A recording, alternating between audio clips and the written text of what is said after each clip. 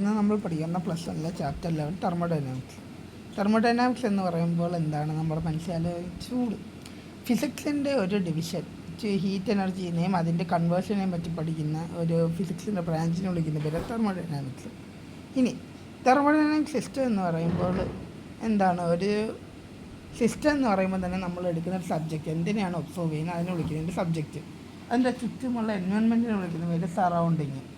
ഇനി സറൗണ്ടിങ് എന്ന് പറയുമ്പോൾ നമ്മൾ എടുത്തിരിക്കുന്ന സിസ്റ്റം, അതിൻ്റെ പുറത്തുള്ള എല്ലാത്തിനെയും വിളിക്കുന്ന ഒരു സറൗണ്ടിങ്. ഈ സിസ്റ്റം സോളിഡ് ആവാം, ഗ്യാസ് ആവാം, ലിക്വിഡ് ആവാം, ഇഷ്ടമുള്ള രീതിയാവാം. ഇനി അടുത്ത ബൗണ്ടറി എന്ന് പറയുമ്പോഴത്തേക്ക് ഈ ഇമാജിനറി സർഫസ് ആണ് എന്താണ് നമ്മുടെ സിസ്റ്റത്തിനെയും സറൗണ്ടിങ്ങിനെയും ഡിവൈഡ് ചെയ്യുന്നത്. ഇനി അഡിയബാറ്റിക് വാൾ എന്ന് പറയുമ്പോൾ നമ്മൾ അഡിയബാറ്റിക് എന്ന് പറയുമ്പം തന്നെ കൊച്ചിലെ പഠിച്ചിട്ടുണ്ട്, എന്തുവാ, ഹീറ്റും മാസും ഒന്നും അലോ ചെയ്യത്തില്ല അതിനെ വിളിക്കുന്ന പേര് അഡിയബാറ്റിക് വാൾ. അത് ഇൻസലേറ്റിംഗ് ആണ്. ഇൻസലേഷൻ എന്ന് പറയുമ്പോൾ തന്നെ ഒന്നും കടത്തിവിടാത്ത ഡു നോട്ട് കണ്ടക്റ്റിംഗ് ആണ്.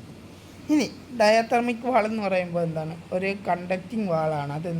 എനർജീനെ ഒരടുത്ത സിസ്റ്റത്തിൽ നിന്ന് വേറൊന്നിലോട്ട് പുറത്തോട്ട് കടത്തിവിടുന്നതാണ്. എനർജി മാത്രമേ കടത്തിവിടത്തുള്ളൂ, മാറ്റർ കടത്തിവിടത്തില്ല. അതിനെ വിളിക്കുന്നത് ഡയതെർമിക് വാൾ. ഇനി തെർമോഡൈനാമിക് സ്റ്റേറ്റ് വേരിയബിൾ എന്താണെന്ന് വെച്ചാൽ, നമ്മൾ മാക്രോസ്കോപ്പിക് ആയിട്ടുള്ള വേരിയബിൾസ് എന്ന് പറയാൻ നേരത്ത് നമുക്ക് കൺട്രോൾ ചെയ്യാൻ പറ്റുന്ന വേരിയബിൾസ് എല്ലാമാണ് തെർമോഡൈനാമിക് സ്റ്റേറ്റ് വേരിയബിൾസ്. ഇവ വെച്ച് നമുക്ക് ചെയ്യാൻ പറ്റും, ഒരു സിസ്റ്റത്തിനെ ഇക്വിലിബ്രിയത്തിലോട്ട് കൊണ്ടുവരാൻ പറ്റും. ഇനി pressure, volume, temperature, mass, composition, entropy, enthalpy, ഇതെല്ലാമാണ് എക്സാമ്പിൾ. ഇനി തെർമോഡൈനാമിക് ഇക്വിലിബ്രിയം എന്ന് പറയുന്ന നേരത്ത് ഒരു സിസ്റ്റം, അതിൻ്റെ അകത്തുള്ള നമ്മൾ കുറച്ച് മുന്നേ പറഞ്ഞ ഈ സ്റ്റേറ്റ് വേരിയബിൾസ് ഇല്ലേ, അത് ചേഞ്ച് ചെയ്യാത്ത കാര്യങ്ങൾ, ഒരു റിയാക്ഷനും നടക്കത്തില്ല. ഒരു കണ്ടീഷനിലിരിക്കുക എന്ന് പറഞ്ഞാൽ റിയാക്ഷൻ ഒന്നും നടക്കില്ല, അതുപോലെ തന്നെ ഇരിക്കുക. അതിനെ വിളിക്കുന്ന പേരാണ് തെർമോഡൈനാമിക് ഇക്വിലിബ്രിയം. നമ്മൾ ബലൂണൊക്കെ പെരുപ്പിച്ച് വെക്കത്തില്ലേ, അതൊരു തെർമോഡൈനാമിക് ഇക്വിലിബ്രിയ ആണെന്ന് പറയാൻ പറ്റില്ല. ആ പ്രഷറാണ് സെയിം ആയിട്ടിരിക്കുന്നത്, പൊട്ടാത്തൊരു ബലൂണിൻ്റെ കാര്യമാണ് ഇത് പറയുന്നത്. ഇനി തെർമൽ ഇക്വിലിബ്രിയം എന്ന് പറയുമ്പോൾ നമ്മൾ കുറച്ച് മുന്നേ പറഞ്ഞതുപോലെ തെർമോഡൈനാമിക് ഇക്വിലിബ്രിയം തെർമൽ ഇക്വിലിബ്രിയം. പക്ഷേ ഇതിനകത്തുള്ള ഡിഫറൻസ് എന്താണെന്ന് വെച്ചാൽ, ഇത് ഡയാതെർമൽ വാളാണെന്ന് കുറച്ച് മുന്നേ നമ്മൾ ഉപയോഗിച്ചുകൊണ്ടിരുന്നത്. ഇതിൽ അഡിയബാറ്റിക്കാണ് കൂടുതൽ നമ്മൾ യൂസ് ചെയ്യുന്നത്. ഡയാതെർമിക്ക് യൂസ് ചെയ്യുന്നുണ്ട്. സീറോത്ത് ലോ എന്താണെന്ന് പറയുമ്പോൾ എയും ബിയും ഒരു അഡിയബാറ്റിക് വാൾ കൊണ്ടാണ് നമ്മൾ ഡിവൈഡ് ചെയ്ത് വെച്ചേക്കുന്നത്. എയും സിയും ഒരു ഇക്വിലിബ്രിയത്തിലാണ്, ബിയും സിയും ഇക്വിലിബ്രിയത്തിലാണ്. എന്നാൽ നമുക്ക് പറയാൻ പറ്റും എയും ബിയും ഡയറക്റ്റായിട്ട് ഇക്വിലിബ്രിയത്തിലാണ്. കാരണം നമ്മൾക്ക് ഇവിടെ എന്താണുള്ളത്, ഒരു അഡിയബാറ്റിക് വാളാണ്. നമ്മൾ കുറച്ച് മുന്നേ പറഞ്ഞ അഡിയബാറ്റിക് എന്ന് പറയുമ്പോൾ തന്നെ എനർജി കടത്തി വിടത്തില്ല. അപ്പം ഈ എങ്ങനെയാണ് നമ്മൾ പറയാറില്ലേ, മറ്റേ കൂട്ടുകാരമായിട്ട് നടക്കുമ്പോൾ അമ്മയുടെ സുഖം കിട്ടും, അതുപോലെ തന്നെ എയും സിയും ഇക്വിലിബ്രിയത്തിലാണ്, സിയും ബിയും, സിയുടെ കയ്യിൽ നിന്ന് എയും ബിയും ഇക്വിലിബ്രിയത്തിലായി. അതാണ് ഇവിടെ പറഞ്ഞത്. Zeroth law of thermodynamic States that the two systems in thermal equilibrium with a third system separates are in thermal equilibrium with each other എന്ന് പറഞ്ഞാൽ എയും സിയും ബിയും സി ഇക്വിലിബ്രിയത്തിലാണെങ്കിൽ എയും ബി ഇക്വിലിബ്രിയത്തിലായിരിക്കും. അതിൻ്റെ ഇക്വേഷനാണിത്. ടി എ ടി സിക്ക് ഈക്വലാണെങ്കിൽ temperature of T B equal to T C. ഇതിനകത്ത് നമുക്ക് ടി സി എടുത്ത് കളഞ്ഞാൽ T A equal to T B എന്ന് വരും. ഇനി തെർമോഡൈനാമിക് വേരിയബിൾ രണ്ട് സിസ്റ്റത്തിന് ഈക്വൽ ആവുകയാണെങ്കിൽ അത് ഇക്വിലിബ്രിയത്തിലായിരിക്കും. അതിൻ്റെ ടെമ്പറേച്ചറും കോൺസ്റ്റൻ്റ് ആയിരിക്കും. ഇനി നമ്മളിവിടെ പഠിക്കാൻ പോകുന്ന 3 മേജറായിട്ടുള്ള വേരിയബിൾസ് ഉണ്ട്: heat, internal energy, work. Heat എന്ന് പറയുമ്പോൾ നമ്മൾ കൊടുക്കുന്ന എനർജീനെ വിളിക്കുന്ന പേരാണ് ഹീറ്റ്. ഇൻ്റർണൽ എനർജി എന്ന് പറയുമ്പോൾ അതിനകത്ത് എല്ലാ മെറ്റീരിയൽസിനും ഒരു എനർജി ഉണ്ട്, അതിനാണ് ഇൻ്റർണൽ എനർജി. വർക്ക് എന്ന് പറയുമ്പോഴത്തേക്ക് നമ്മൾ കൊടുക്കുന്ന ഒരു എനർജി ഒരു പോയിൻ്റ് ചെയ്യുന്ന പോയിൻ്റ് ബിയിലോട്ട് വേണം, അതിനെ വിളിക്കുന്ന പേര് വർക്ക്.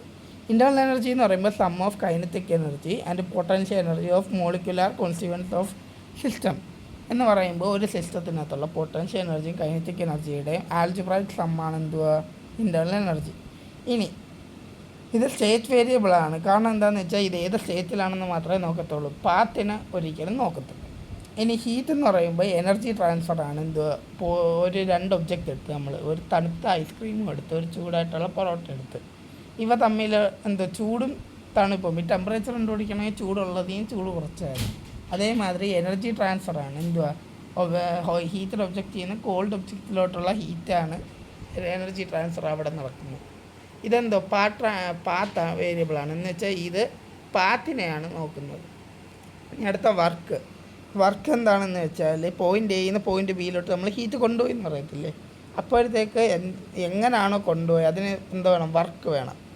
ഇത് പാത്തും നോക്കുന്നുണ്ട്, സ്റ്റേറ്റും നോക്കുന്നുണ്ട്, ഇത് രണ്ട് നോക്കുന്നുണ്ട്.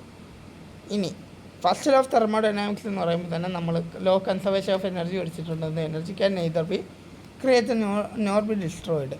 അതേമാതിരി തെർമോഡൈനാമിക്സ് എന്തുവാ, നമ്മൾ കൊടുക്കുന്ന ഹീറ്റ് എനർജി എന്തുമായിട്ട് മാറും, ഇൻറ്റേർണൽ എനർജി ആയിട്ടും മാറും. ബാക്കി എന്തുമായിട്ട് നമ്മൾ ഈ ഹീറ്റ് കൊണ്ടുപോകാൻ വേണ്ടി ഒരു വർക്കില്ല, ആ വർക്കായിട്ടും മാറും. അതാണ് ഇക്വേഷൻ പറഞ്ഞത്. Delta Q is equal to delta U plus delta W. Q എന്ന് പറയുന്ന നമ്മൾ കൊടുത്ത ഹീറ്റ്, യു എന്ന് പറയുന്ന ഇൻറ്റേർണൽ എനർജി, ഡബ്ല്യു എന്ന് പറയുമ്പോൾ വർക്ക്. ഇനി കോൺസ്റ്റൻറ്റ് പ്രഷറില്ലാത്തുള്ള ഇക്വേഷനാണിത്. ഇത് നമ്മൾ എന്തുവാ ഈ ഇൻറ്റേർണൽ എനർജി വർക്ക് ചെയ്യുന്നുണ്ട്, എന്തോ ഇൻറ്റേർണൽ എനർജി ആയിട്ട് മാറുന്നില്ല. അപ്പം delta Q is equal to delta W. ഇനി ഫസ്റ്റ് ലോ ഓഫ് തെർമോഡൈനാമിക്സ് വെച്ച് നമുക്ക് എന്താ പറയാം, ഡെൽറ്റ ക്യൂ ഇവിടെ കിടക്കുന്ന ഡബ്ല്യു നമുക്ക് എന്തോ അപ്പുറത്ത് കൊണ്ടുവന്നാൽ ഇത് മൈനസാണ്. അങ്ങനെയാണ് ഇതെന്തുമായത്, delta Q is equal to minus delta W is equal to delta I. ഇതെന്താണ്, ഒരു പാത്ത് ഇൻഡിപെൻഡൻ്റ്. ഇത് എങ്ങനെയാണ് പോകുന്നതെന്നില്ല, അവസാനത്തെ സ്റ്റേറ്റ് മാത്രമേ നോക്കത്തുള്ളൂ. ഇനി സ്പെസിഫിക് ഹീറ്റ് കപ്പാസിറ്റി എന്ന് പറയാൻ നേരത്തെ ഒരു ഗ്യാസ് കംപ്രസിബിളാണ്. ഈ ഹീറ്റ് ട്രാൻസ്ഫർ നമുക്ക് എങ്ങനെ, ഒരു രണ്ട് വേരിയബിൾസ് ഉണ്ട്, നമുക്ക് പ്രഷറും വേരിയബിളാണ്, വോളിയം വേരിയബിളാണ്. ഒരെണ്ണം കോൺസ്റ്റൻ്റ് ആക്കി നമ്മൾ റിയാക്ഷൻ ചെയ്യുകയാണെങ്കിൽ നമുക്ക് എന്താ കിട്ടും, സ്പെസിഫിക് ഹീറ്റ് കപ്പാസിറ്റി കിട്ടും. കോൺസ്റ്റൻറ്റ് പ്രഷറിൻ്റെ ഇക്വേഷനാണിത്, കോൺസ്റ്റൻറ്റ് വോളിയത്തിൻ്റെ ഇക്വേഷനാണ്.